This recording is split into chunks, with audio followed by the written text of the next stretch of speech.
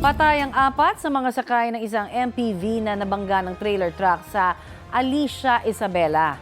Base po sa investigasyon, nawala ng kontrol ang driver ng truck hanggang bumangga ito sa MPV at isa pang motorsiklo. Sumabog ang gulong ng truck hanggang sumadsad ito sa isang puno. Dead on the spot ang apat na sakay ng MPV habang sugatan ang dalawang iba pa. Nagtamo rin ng mga sugat ang rider ng motor. May hawak na raw na dashcam footage ang pulisya na gagamitin bilang ebidensya. Inihahanda na ang mga kaukulang reklamo na isasampa laban sa driver ng truck. Wala siyang pahayag.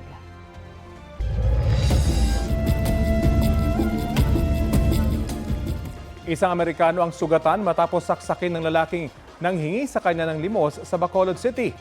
Nakuna ng CCTV ang insidente sa barangay Mansilingan. Nakaupo sa labas ng convenience store ang dayuhan habang nakatayo naman ang kanyang partner.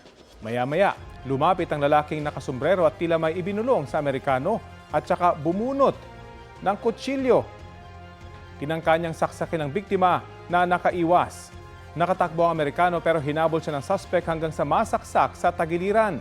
Sugatan siya at agad dinala sa pagamutan. Ayon sa partner ng Amerikano, nag-alok ng proteksyon ang suspect kapalit ng hinihinging 10 piso. Hindi agad nakapag-abot ang Amerikano dahil wala siyang dalang cash. Patuloy na tinutugis ang suspect. Hinihintay pa ang biktima na makapag-file ng reklamo.